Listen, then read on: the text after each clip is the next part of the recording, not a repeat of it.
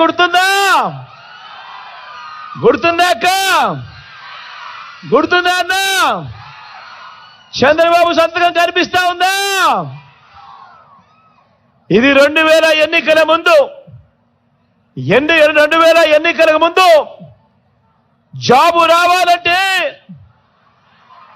బాబు రావాలన్నాడు,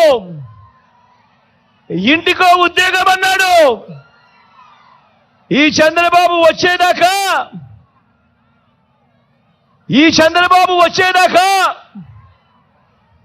ఎన్నికలు వచ్చేదాకా ఎన్నికలు అయిపోయేదాకా ఈ చంద్రబాబు అన్న మాటలేమిటి?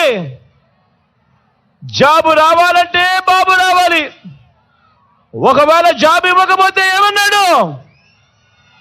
ఇంటింటికి 2000 రూపాయలు నిరుద్యోగ వృత్తి అన్నాడా లేదా?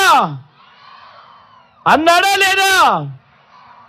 మరి 5 ఏళ్ళు ప్రతి ఇంటికి 2000 రూపాయలు నెల నెల అంటే 60 నెలలు ఇంటూ 2000 అంటే 1,20,000 రూపాయలు. ఏమైంది? నమ్మిన పిల్లలు, ఓటేసిన తల్లిదండ్రులు ఏమైంది? చంద్రబాబు నమ్మి ఓటు వేశారు. ఆ తర్వాత ఏమైంది? గోవిందా గోవిందా. ముఖ్యమైన హామీలంటూ ఇంకా ముందుకు పోదామా? ఆయన ఏం చెప్పాడు? 87,612 కోట్ల రూపాయలు. మళ్ళీ చెప్తా ఉన్నాను, 87,612 కోట్ల రూపాయలు రైతు రుణాల మాఫీ అన్ని కూడా మొదటి సంతకంతోనే మాఫీ అన్నాడు. బ్యాంకుల్లో పెట్టిన బంగారాన్ని విడిపిస్తానన్నాడు. బ్యాంకుల్లో పెట్టిన బంగారం రావాలి అనంటే బాబు రావాలి అన్నాడు.